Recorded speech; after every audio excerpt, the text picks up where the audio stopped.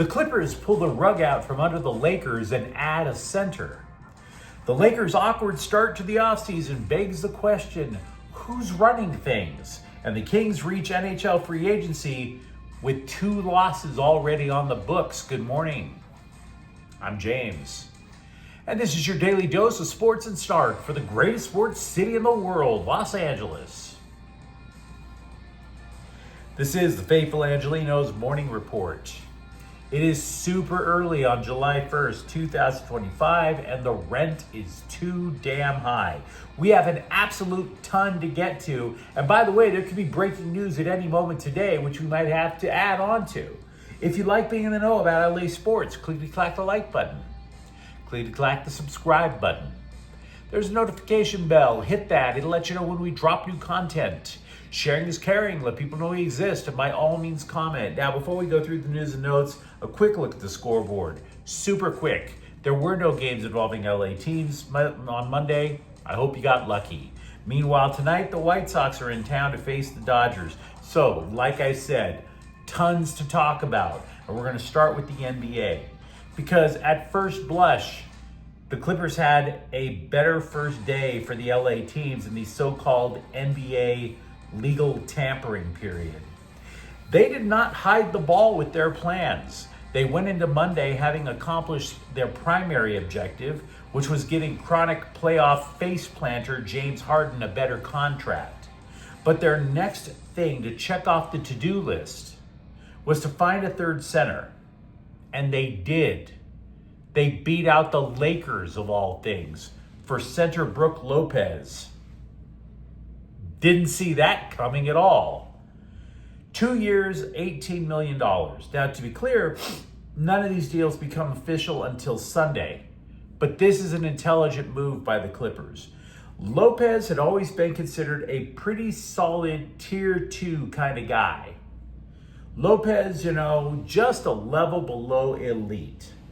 So, the Clippers said they wanted a third center, and it's not going to be Lopez. Now, he's not starting over Ivica Zubac.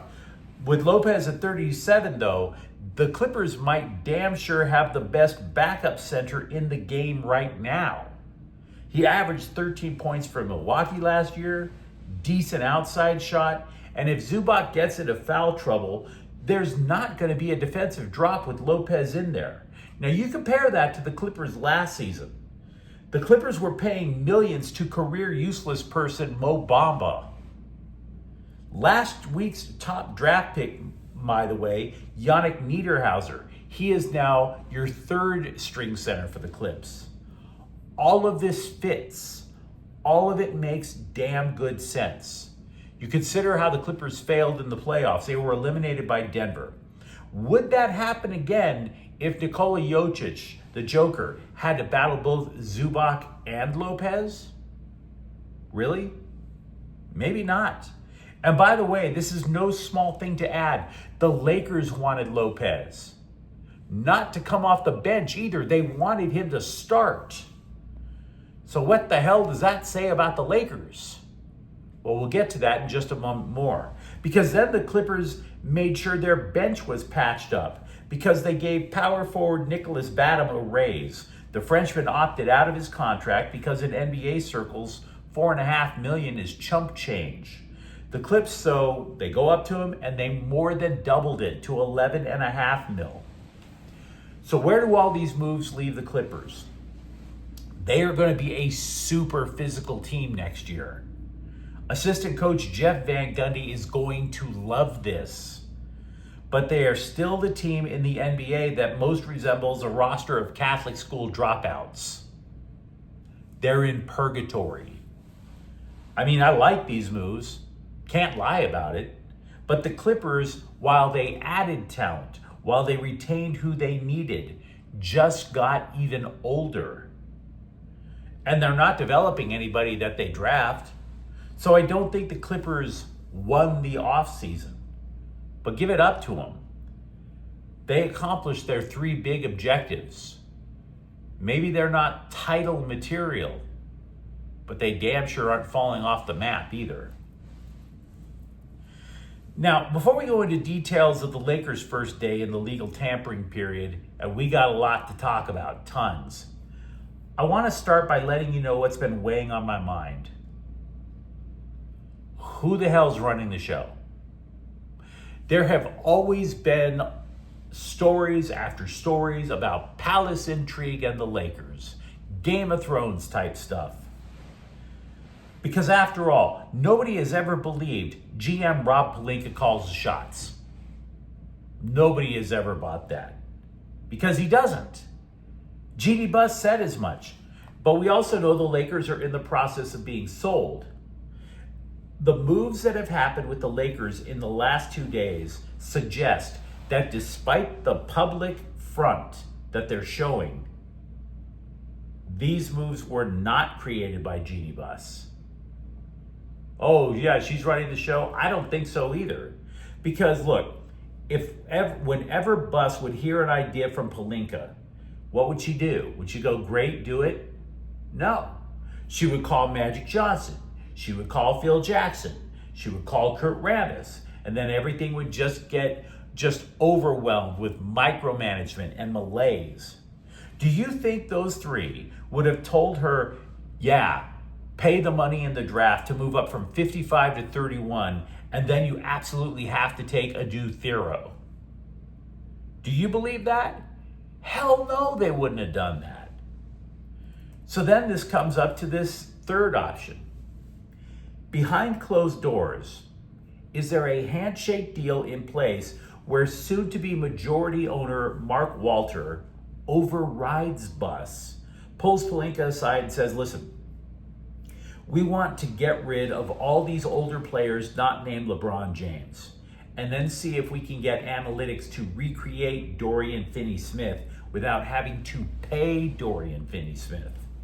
We also want to create enough cap space to go big game hunting next year and the year after that. I say all of that because the current Laker offseason is either sneaky clever, designed to create enough cap space for a second superstar in a year or two, or it's a complete catastrophe. I can't tell you. I really can't. Because these moves have Dodger-style analytics written all over them. And of course, as we know, Walter already owns the LA Dodgers. So, now we get to the moves. Finney-Smith is gonzo. And despite vowing that he didn't want to take a pay cut, he actually accepted one to take a longer-term deal with Houston. 4 years, $53 million. Now, in retrospect, the length of this deal is probably the deciding factor to leave the Lakers. Again, if Pelinka is being pulled aside by Walter, maybe the story is that had Finney-Smith stayed with the Lakers, they wouldn't have given him a 4-year contract. Maybe it's 2. Maybe it's only 1. And then all of a sudden, Finney-Smith is sitting there in his mid-30s. He knows he's not going to get he's not going to get a multi-billion-dollar offer. He'll be lucky to get 5. So by the end of this deal, the Rockets might be overpaying Finney-Smith while the Lakers created cap space. But is that the grand plan? And if so, who created it? We don't know. Now, the Lakers added former Sacramento forward Jake LaRavia, and it's not a bad consolation prize, I think. Maybe. The dude was a former first-round pick by the Grizzlies. This guy was a clear candidate for inside the NBA's who he played for, where the cast and crew would make fun of Charles Barkley for not knowing who the hell Jake LaRavia is, right? I barely know who Jake LaRavia is. The dude was a former first-round pick by the Grizzlies, and Memphis declined to pick up his rookie option last year. The guy took that personally, and he put up career numbers. But his career numbers, they weren't that good, guys. Now, he did build, and if he can continue to build, then the Lakers have landed a 23-year-old up-and-comer for just $6 million a year. That would leave the Lakers with about $8 million in cap space to chase a center. That's a plan. Is it a great plan? Not really. Let's not kid ourselves. The Lakers lost a solid 3-and-D guy in Finney Smith. Adding LaRavia is speculative. But by the way, then you come back with the analytics. Finney Smith and LaRavia are both reserves. Finney Smith only scored 1.7 points per game more than LaRavia did. So then you're going, well, how much did the Lakers lose? Is this Dodger-based analytics? Or is it panic moving by a front office that doesn't know what it's doing? Don't know. And that's why your stomach starts churning faster if you're a Laker fan like me, right? It's almost, I was like sitting there thinking, it's almost like when you're in college and your body tells you if you drink one more gulp of jungle juice, you're gonna barf until you see God. That's how tumultuous these moves are. Yesterday, we relayed a report from The Athletic. The Lakers' top targets for a free agent center were Lopez and Clint Capella. Nope, not anymore. Both are off the market. We already talked about Lopez. Capella goes to Houston. So where does this leave the Lakers in pursuit of a center?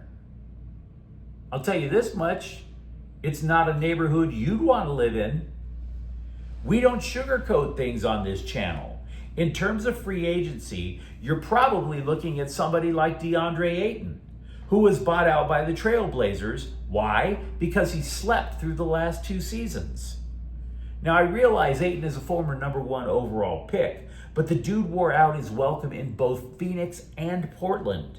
He was late for team flights. He was late for practices. He reportedly skipped rehab assignments when he was injured. He was only in 40 games last year, 55 the year before that. He reportedly threw tantrums in the locker room when he would rightfully get called out for not caring. Is this really the guy you want to pair with Luka Doncic? This dude has more baggage than 5 airport terminals, for Pete's sake. So then you're sitting there going, who are the other options? Miles Turner is unlikely to leave Indiana. He damn sure isn't going to do it for $8 million a year. So maybe you consider Al Horford, but the dude is 39. You have to worry if he needs a pacemaker, for Pete's sake. And oh, by the way, Horford's an outside shooter. Doncic prefers centers who take lob passes for easy dunks. This suggests to me that the Lakers' best option might be to trade for a center.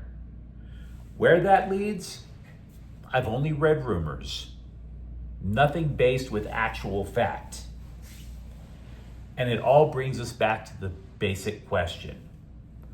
Who is running the show? Rob Pelinka, Jeannie Buss, or Mark Walter? You tell me. I have one other Lakers point to get to. Despite real reporters once again reporting that the Lakers have no desire to trade LeBron James and that LeBron James has not asked for a trade, CBSSports.com chief NBA gossiper Sam Quinn ranked all 29 remaining NBA teams in tiers. Which one is most likely to add the NBA's all-time leading scorer? The fact that this story was published angers me. CBS used to be the NBA network. If you're as old as I am, you remember back in the day. When I was young and foolishly believed I had a future, I would run home from school to watch the NBA on CBS. And because of that, I always had the belief that they took their basketball seriously. After all, it's also the network that plays March Madness. But apparently they don't take basketball seriously. Look, ESPN again reported LeBron James and the Lakers have not discussed any idea of trading him out of LA. On yesterday morning's report, we went into great detail about how a LeBron James trade out of the Lakers is not going to happen. And what do we get from a major news network? A journalist ignoring common sense and going for clickbait panic porn. The only reason Quinn's copy could have been filed late, I don't know. Maybe he was typing with one hand, with the other hand suspiciously below the keyboard. Lousy attempt at the journalisming by Sam Quinn. If you're a Laker fan, let me know what you think. The Kings approached the opening of the NHL free agency in a spot where they didn't expect to be. New GM Ken Holland built a reputation on over-delivering on his promises. He did so with Detroit, he did so with Edmonton, and with LA, he's about to lose one of his best defensemen, and he already missed out on the top offensive free agent before he even got to meet the guy. Crazy, ugly beginning. And that's the thing when you step on a rake. You don't even realize what happened until that handle just smacks you right in the teeth. So, we're going to start off by giving you the bad news. Multiple media outlets are reporting that prize free agent forward Mitch Marner will actually be traded from Toronto to Vegas, which sucks because the Kings actually booked a flight for an entire contingent of front office folks to Toronto to meet up with the guy. That's a lot of frequent flyer miles wasted. Secondly, there are reports claiming defenseman Vladislav Gavrikov going to the New York Rangers is a done deal. So, the best option for the Kings at winger, keeping their number 3 defenseman, not happening. Now, we don't like to go too much into stories about, oh, this deal almost happened. A trade either happens or it doesn't, right? This deal almost happened is the sports journalism equivalent of, dude, I think the stripper likes me. But the Kings reportedly tried to acquire Calgary defenseman Rasmus Andersson. Now, if the story is true, it would indicate 2 things. 1, the Kings don't think Gavrikov is staying. And 2, the Kings aren't going to take that line down. This would have qualified as big game hunting. Only there's a problem. Vegas, once again, is apparently about to beat the Kings to the guy. So, gross start to the offseason. On the plus side, the Kings took restricted free agent Andrei Kuzmenko off the board with a $4.5 million deal. The Kings traded for the guy at the trade deadline this last season. His career was totally flatlining. So the Kings broke out the paddles, zapped the pulse just in time for the playoffs, and they stuck him on the top line with Anze Kopitar and Adrian Kempe, where he acquitted himself well. Kuzmenko's camp says the player is betting on himself to produce over a full season, and if he can, he'd be in line for a major raise. Now, the Kings right now have a little less than $20 million in cap space. So again, the Kings haven't lost the offseason. With that much cap space, the Kings could easily retain free agent Alex Laferriere and find a decent replacement for Gavrikov. Maybe upgrade at winger. So it's not a total loss yet. When Sparks guard Kelsey Plum played in Las Vegas, she had the reputation of being intense. In journalism lingo, when a sports writer calls you intense, they really want to call you a butthole. So in other words, scribes were looking for a reason to clown Kelsey Plum for being impolite. And I've been super critical of the Sparks. But the scribes went after Plum over the weekend. And those scribes are full of more poop than a septic tank. Look, Plum during warm-up saw a lady in the front row wearing a Caitlin Clark shirt. She told the fan, no, you can't do that. You can't wear that. You've got to do better. And all of that sounds rude, right? But you see the clip, and they were both smiling at each other. Then Plum goes over to the bench, gives the fan a free Sparks shirt. They hug, they take pictures, and they thank each other. The scribes were wrong to call Kelsey Plum a villain. She cracked a joke, and then she did something nice. Former Chargers Slime Diego Chargers safety Rodney Harrison will be inducted into the team's Hall of Fame, to which I say, cool, where's your Hall of Fame? Is it on a wall in a locker room? You're not even the primary tenants over at SoFi Stadium, guys. Stan Kroenke didn't drop $6 million on a stadium for another team to build a Hall of Fame. Still a nice gesture. Former USC football commit, five-star linebacker Xavier Griffin has decided to go to Alabama instead. A guy from the Southeast decides to go back on his word and stay in the Southeast. Shocking, I know.